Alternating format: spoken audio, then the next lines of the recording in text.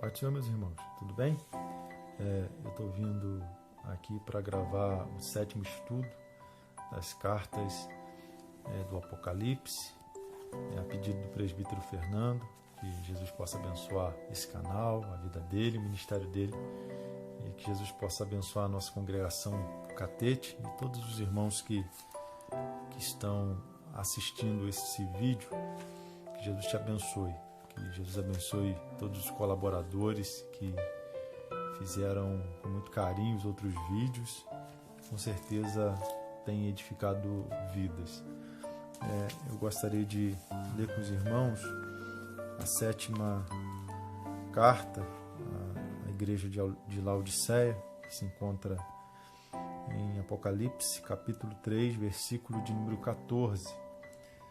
Então, eu gostaria que você, se for possível, tiver a Bíblia aberta, a gente vai falar assim,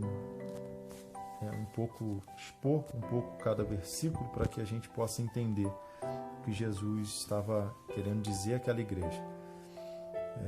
Existe uma linha teológica que acredita que as igrejas do Apocalipse, ela representa tempos da história da igreja de Jesus aqui na Terra. Então, essa seria a última igreja, a igreja que passaria pela fase do arrebatamento. Mais exato, a igreja de Filadélfia seria a igreja que vai subir e a igreja de Laodiceia seria a igreja que vai ficar. Todos nós temos um certo conhecimento que Jesus nos alerta que existe 2 tipos de pessoas, ou melhor, 2 tipos de igreja, 2 tipos de igreja local. Não estamos falando agora de igreja em um termo universal, mas de uma igreja local. Existem 2 tipos de pessoa. Existe a igreja que vai subir e existe a igreja que vai ficar. Algumas vezes Jesus falou que estarão 2 no campo, um será levado, outro deixado. Tem a parábola das 10 virgens, que fala que 5 eram loucas, 5 prudentes. Então a Bíblia nos deixa alguns sinais de pessoas que dizem ser servas do Senhor e que naquele dia vai chegar diante dele falando que até curou enfermo, expulsou demônio, mas não é conhecida de Jesus. O que nós podemos fazer para diferenciar principalmente líderes e pessoas que se dizem servas do Senhor, mas que não tenham a salvação de Cristo? Pelos frutos. Você não conhece um salvo pelos dons espirituais, você conhece um salvo pelos frutos, porque a árvore produz o fruto que ela gera, que ela produz. Se ela produz maçã, você não pode, se ela for uma árvore que dê maçã, ela não pode produzir laranjas, entendeu? É mais ou menos assim. Então vamos prestar atenção em frutos, porque hoje existem muitas propagandas de milagres e tudo mais, mas pelo fruto a gente vai conhecer a árvore, tá bom? E a gente vai estudar um pouquinho a respeito dessa igreja. Vamos começar do versículo 14 do capítulo de número 3, que diz o seguinte: E ao anjo da igreja que está em Laodiceia escreve: Isso diz o Amém, a testemunha fiel e verdadeira, o princípio da criação de Deus. Jesus está dizendo e falando sobre os seus atributos, assim como ele repetiu e falou nas 6 primeiras cartas. Não quero me apegar a isso, vamos direto ao texto onde ele envia uma mensagem para essa igreja. No versículo de número 15, ele fala o seguinte: Eu sei as tuas obras. Tá vendo? Jesus conhece. A gente não tem como se esconder de Deus. Você pode se esconder do homem, mas de Deus não tem como se esconder. Jesus fala: Eu sei as tuas obras, que nem és frio nem quente. Tomara que foras frio ou quente. Aí o versículo 16 fala: Sim, porque és morno e não és frio nem quente, vomitar-te-ei da minha boca. Olha só, Jesus ele usa essa figura de linguagem porque ele queria usar algo que aquela cidade conhecia. Assim como as parábolas de Jesus, ele usava essas parábolas de acordo com aquilo que aquele povo passava naquele momento da história. E essa cidade era uma cidade rica, como a maioria das outras, né? E detalhe que as cidades ricas, que tinham igrejas ricas, geralmente elas eram repreendidas pelo Senhor. Aquelas que eram pobres, assim como Filadélfia, assim como Esmirna, elas receberam apenas elogios por sua perseverança. E essa igreja era uma igreja rica, mas só que ela não tinha fontes, ela não tinha abastecimento, ela dependia de cidades vizinhas para que pudesse chegar água àquela cidade. E uma dessas cidades era Hierópolis, e nessa cidade tinha fontes termais, água quente, que fazia bem para o corpo. Muitas pessoas iriam até lá para poder usar os sais minerais, para poder curar enfermidades. E quando essa água saía dessa cidade e ia para Laodiceia, ela chegava lá morna. E quando eles captavam água de uma outra cidade que tinha uma fonte fresquinha, a hora que chegava também em Laodiceia, também chegava morna.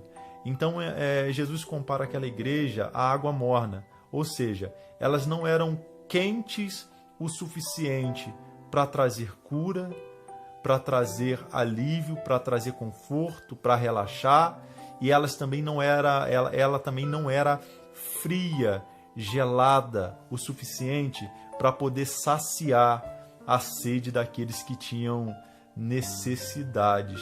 Era uma igreja morna. Ela não se importava com uma busca fervorosa a Deus. Ela não saciava a sede daqueles que tinham as suas necessidades. Você entende essa repreensão de Jesus? Ele não estava dizendo para ser frio ou quente de uma forma ou ser animado ou desanimado, porque o papel da igreja não é ser animado ou ser desanimado. O papel da igreja é curar e saciar. Aquela igreja não tinha nenhuma dessas qualidades. Elas estavam vivendo de uma forma confortável demais para poder se importar com o que estava acontecendo à sua volta. Aí, o texto continua dizendo o seguinte, no verso 17. Como dizes, rico sou, eu já falei com você, era uma igreja rica, era uma cidade muito rica. E estou enriquecido, e de nada tenho falta. Olha só como é que eles estavam. De nada tenho falta. E não sabes que és um desgraçado, desprovido de graça. A graça não atingiu eles. E miserável. A graça até atingiu, mas eles não quiseram. Miserável, pobre, cego e nu. A pior pobreza não é a pobreza física, é a pobreza espiritual.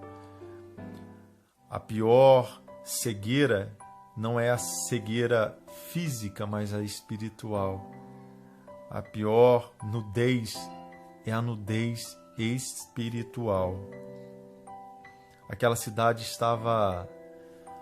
igreja, melhor dizendo, não estava cumprindo nenhum dos requisitos necessários para ser uma influência neste mundo, para ser uma verdadeira luz neste mundo, para ser um verdadeiro sal e a luz, para conservar e para clarear.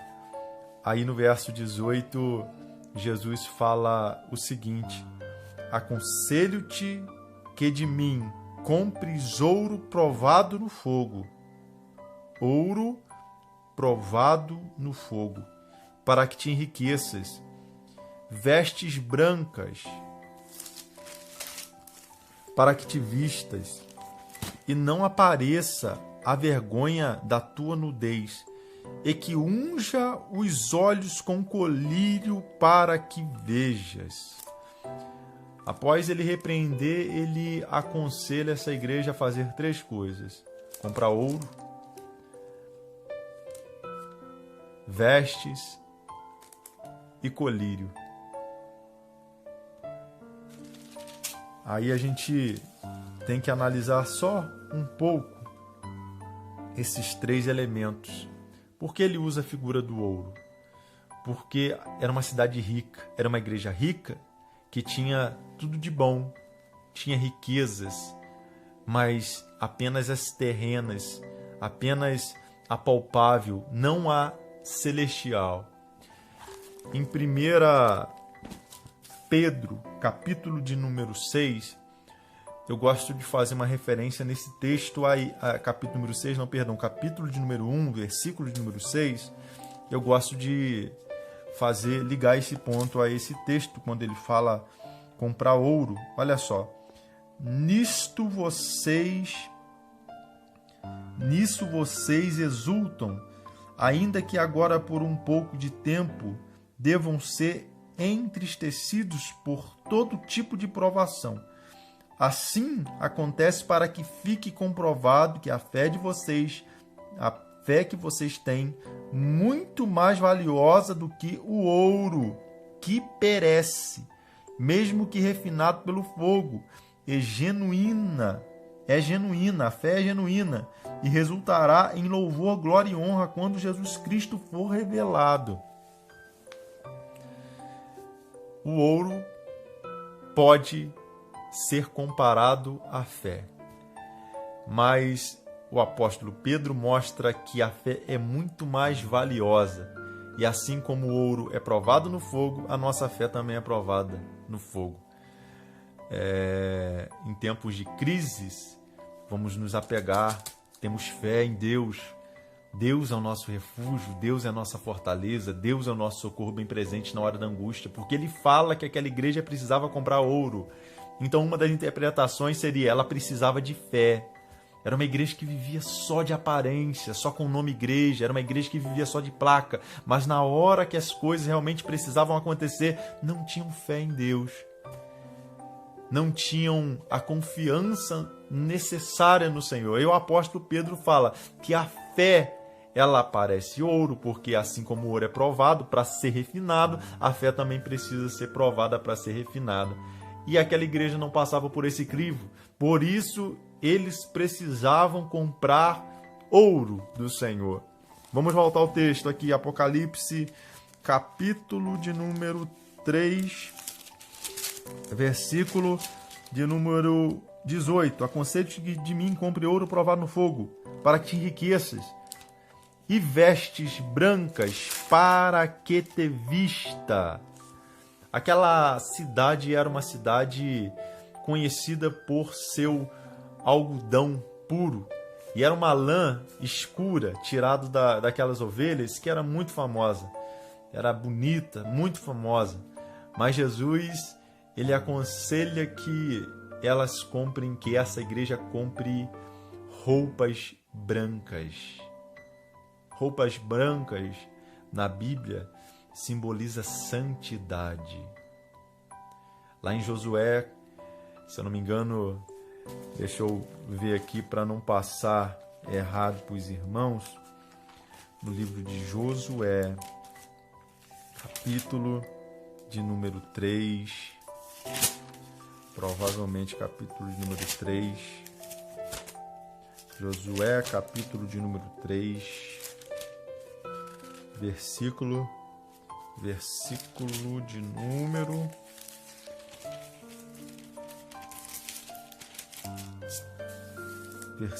de número 5, diz o seguinte: disse Josué também ao povo: santificai-vos, porque amanhã fará o Senhor maravilhas no meio de vós. O que é a santificação, irmão? Parecer com Cristo. Nada mais do que isso. É Cristo refletido em você. E as pessoas olharem para você e não ver você, ver Cristo. Ver as atitudes de Cristo. Ver a revelação de Cristo. Isso é santificação. aquela igreja não passava pelo crivo da santificação. Quando, principalmente Jesus olhava para ela, via uma igreja mundana, não via a santidade. Versículo de número 18 ainda. E que unja os olhos com colírio, para que vejas. Segundo João, capítulo do Evangelho, né? Segundo o Evangelho, capítulo número 16. Quem veio convencer o homem do pecado e da justiça e do juízo?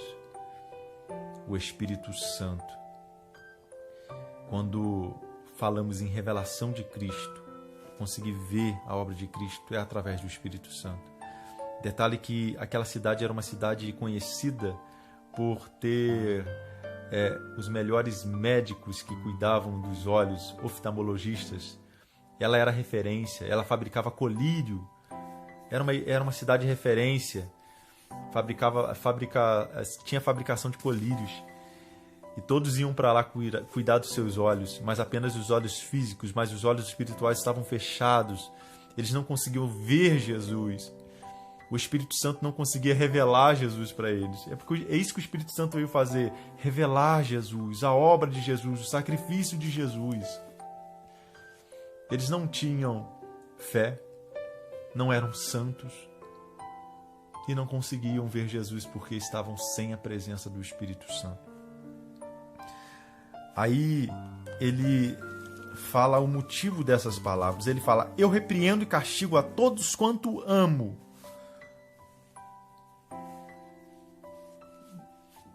Isso é muito importante, porque hoje, nos nossos dias, onde as nossas vontades sobrepõem a razão, as pessoas não gostam mais de ser corrigidas. Apenas querem ouvir aquilo que lhe agrada. Mas Jesus fala que ele corrige e castiga, ele repreende e castiga todos quanto ama. Se você está sendo corrigido por Deus, irmão, agradeça a Ele porque Ele te ama. Jesus te ama. Aí ele fala: sê, pois, zeloso e arrependa-te. Ou seja, muda o seu pensamento. Vem da palavra metanoia, mudança de pensamento. Você está indo para uma direção, mas aquela direção não é uma direção boa. Aí você bota na mente: opa, eu estou indo para longe de Cristo, eu vou me arrepender, eu vou mudar a minha direção e voltar para Cristo. Volta para Cristo. Voltar para as primeiras obras. Onde eu perdi? Aí vem a igreja de Éfeso, né? Veja onde você caiu e arrependa-te. E pratique as primeiras obras. O primeiro sinal de arrependimento não é você falar, é você voltar a praticar as obras que você fazia antes de se perder. Essa palavra está sendo direcionada a uma igreja. Então está falando que uma igreja que recebeu a palavra de Cristo, mas agora se desviou. Então está falando: volta para mim, arrependa-te. É um chamado para a humanidade também. Porque se você ainda não aceitou a Jesus como seu Salvador, você um dia pertenceu a Ele, todos nós pertencemos a Ele, fomos criados por Ele, mas o pecado nos afastou dele. Volta para Cristo, arrependa-te. Volta para Cristo. Olha que coisa linda. Aí ele fala no versículo de número 20: eis que estou à porta e bato. Se alguém ouvir a minha voz e abrir a porta, eu entrarei em sua casa, e com ele cearei e ele comigo. Ele não está falando para o mundo. Ele não está falando para aquele que não conhece a Jesus. Ele está falando para uma igreja. Essa igreja mantinha Jesus preso para o lado de fora. E ele está batendo desesperado lá. Desesperado não, né? É apenas um modo de falar. Que ele tem o controle. Apenas para a gente igualar um pouco os sentimentos dos céus aos nossos sentimentos. Ele não se desespera, não. Mas ele está batendo a porta. Ele está querendo que nós abrimos essa porta. Ele está querendo que a gente abra essa porta. E depois que abrirmos essa porta, ele vai se assentar. Ele vai entrar na casa, vai se assentar na mesa e vai cear conosco. Você crê nisso? Aí, como de costume nessas 7 cartas, ele fala: o que vencer, lhes concederei que se assente comigo no meu trono, assim como eu venci e me assentei com o meu Pai no seu trono. Dispensa comentários. Dispensa. Quem tem ouvidos, ouça o que o Espírito diz às igrejas. Finaliza o texto. Jesus